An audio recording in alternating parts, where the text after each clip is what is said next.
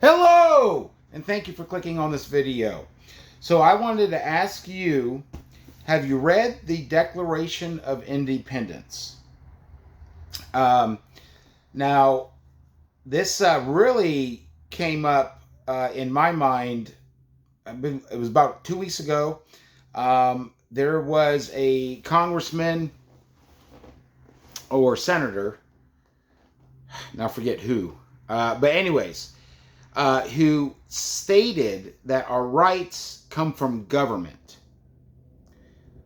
And this is a foundation principle starting with the Declaration of Independence, that our rights don't come from government. Okay? They cannot be taken away.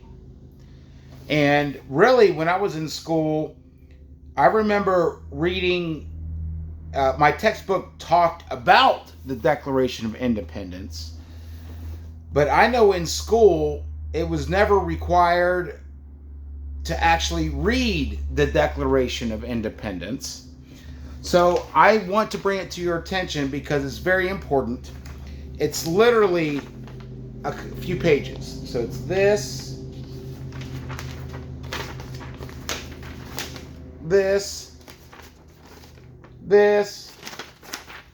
and this. And really half of it is really the list of grievances that we had, or they had, against the king. Okay, the reasoning, the justification of why we're declaring independence from the crown. Okay, so to be honest with you, really, it's not very long. It will take like 5 minutes to read. If you haven't read it, please read it yourself. If you've never read it, then you really can't claim that you know what's in the Declaration of Independence, okay? Because I remember what I was taught and told was not really the way the words are, okay?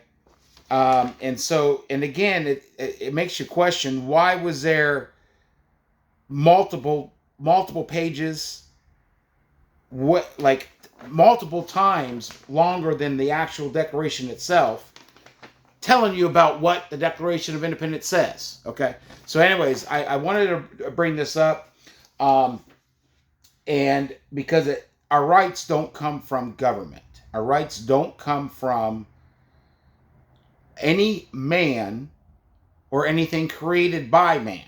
Okay, and so I'm going to read these. I'm going to read basically this, but I'm not going to read the list of grievances. You can read it yourself, and I really hope that you do. Even if it's been a while, just read it, just to refresh your memory. But that's also why I want to bring it up and read it. So, in Congress, July 4th, 1776, the unanimous declaration of the 13 United States of America. And by the way, a key note here, United States of America, United is lowercase. Okay.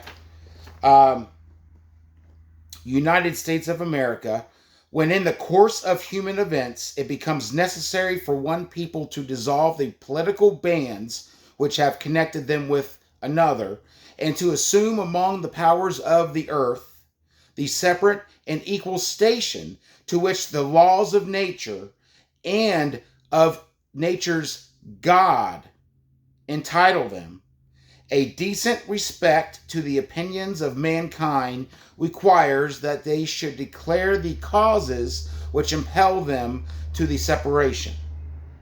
Okay? It's the whole purpose of what this was. We hold these truths to be self-evident, that all men are created equal, that they are endowed by their Creator with certain unalienable rights. Among these are life, liberty, and the pursuit of happiness. That to secure these rights, governments are instituted among men, deriving their just powers from the consent of the governed. That whenever any form of government becomes destructive of these ends, it is the right of the people to alter or to abolish it, and to institute new government, laying its foundation on such principles and organizing its powers in such form as to them shall seem most likely to affect their safety and happiness. Prudence, indeed, will dictate that governments long established should not be changed for light and transient causes, while evils are sufferable, than to right themselves by abolishing the forms to which they are accustomed. But when a long train of abuses and usurpations, pursuing invariably the same object,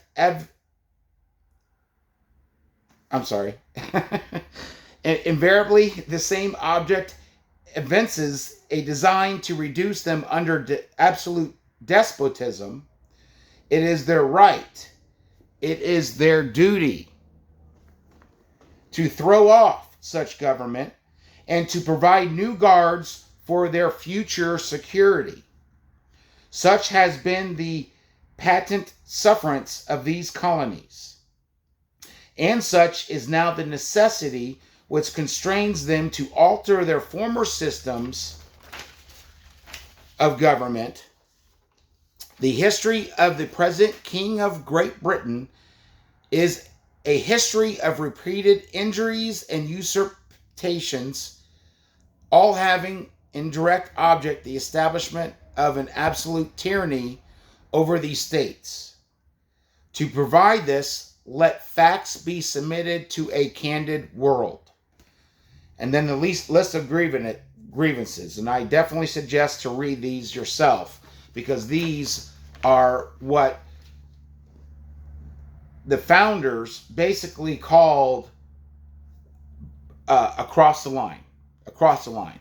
It's no longer evils to be sufferable, but it requires the extreme action of abolishing that form of government.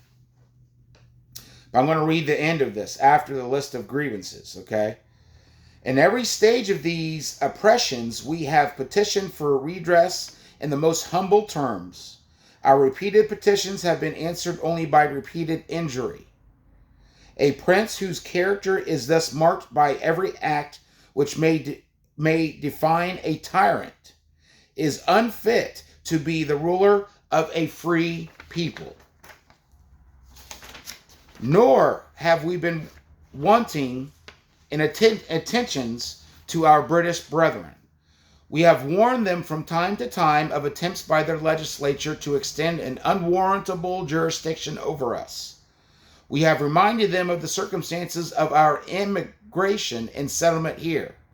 We have appealed to their native justice and magnanimity. And we have conjured them by the ties of our common kindred to disavow these usurpations, which would inevitably interrupt our connections and correspondence. They too have been deaf to the voice of justice and of consanguinity. We must therefore acquiesce in the necessity which denounces our separation, and hold them, as we hold the rest of mankind, enemies in war, in peace friends. We therefore, the representatives of the United, small u, States of America, and General Congress assembled, appealing to the Supreme Judge of the world for the rectitude of our intentions, do, in the name and by authority of the good people of these colonies, solemnly publish and declare that these united colonies are, and of right ought to be, free and independent states, that they are absolved from all allegiance to the British Crown, and that all political connection between them and the state of Great Britain is and ought to be totally dissolved, and that as free and independent states they have full power to levy war, conclude peace, contract alliances, establish commerce, and to do all other acts and things which independent states may of right do, and for the support of this declaration with a firm reliance on the protection of divine providence, We mutually pledge to each other our lives, our fortunes, and our sacred honor. So, our rights don't come from government. And when government gets to a point that they are not respecting and abusing those rights, a tyrannical government, it is not only the option, but the duty of the people to throw off such government. The power is with the people, because the power of the people come from our Creator. It is divine. And that can no man can take away. Now, of course, the obvious, some people have guns, some people don't. Man can disrespect and not honor those rights given to us just because we exist. And the Creator created us. And the creation's never above the Creator. So that's where the power goes down. And then the people create government. Okay? And the way our country was formed, it goes the power ladder, goes God, the people, the states, and then the federal government. But what has happened with amendments creating the U.S. citizen, what the government has done is kind of flipped it. In the way it's taught, or at least the way it was taught to me in school, is it's flipped. God doesn't exist. It's the federal government, then the states, then the people, is the way it was taught to me. But no, read this for yourself. They stated it. It all comes from the Creator to the people, which is the creation, and then the creation of man, which was the states. And the states were united and came together and formed a federal government. So we are a constitutional republic. We are not a democracy. It's not mob rule. Okay? That's how minorities have rights protected, because we're a constitutional republic. And I want to stress this because this is not what even our elected officials understand. And the thing is if you don't know where your rights come from, you'll lose them. If you can't claim your rights because you know where they come from, you'll lose them. Okay? I mean, this is the basic foundation of our country. And it's taken a long time and many generations, but it's really been flipped as far as the understanding, what most people understand. So first of all, I hope that you already knew the way the power structure goes. But if you thought it goes federal government, state government, then the people, you don't know the way things work, okay? You don't know the way that they were founded, the foundation of this country. And so it's important to bring this up, because when it references the Creator, it all comes from the Creator. Let me just speak a couple verses about the Creator. The first one, Psalms chapter 46, verse 10. Be still and know that I am God. I will be exalted among the heathen. I will be exalted in the earth. And if you're rolling your eyes to that and not believing that, one of my morning verses was Isaiah chapter 40, verse 8. The grass withereth, the flower fadeth, but the word of our God shall stand forever.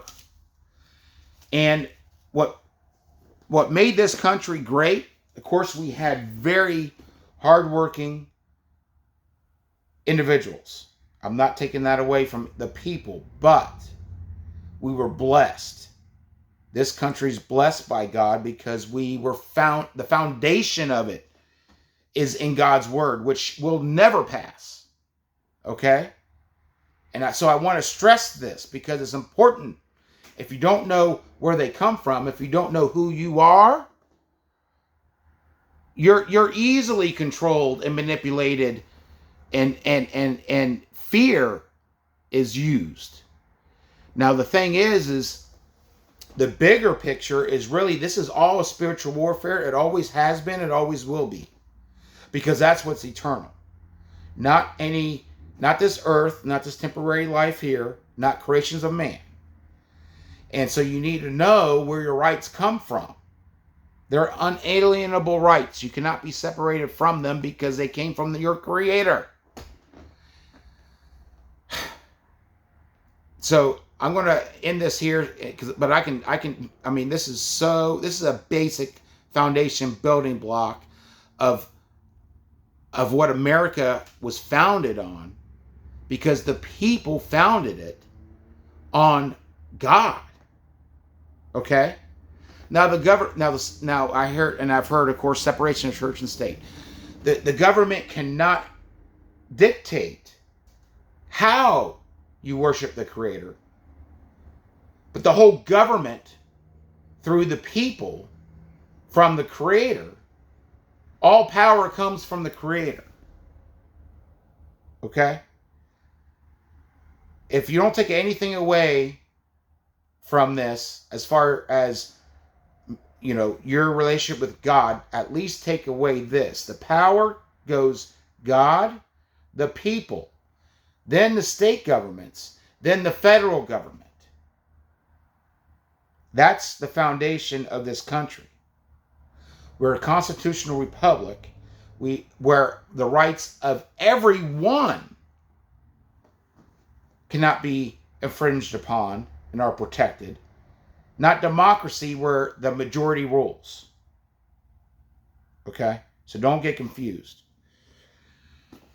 So anyways, if you watch this whole video, thank you very much, and thumbs up if you like the video. Subscribe if you haven't already subscribed, and ring-a-ding-a-ling that bell for notifications to let you know when I upload videos. And as always, stay strong. Know who you are. Know the foundation of the country you live in. Stay strong, and God bless.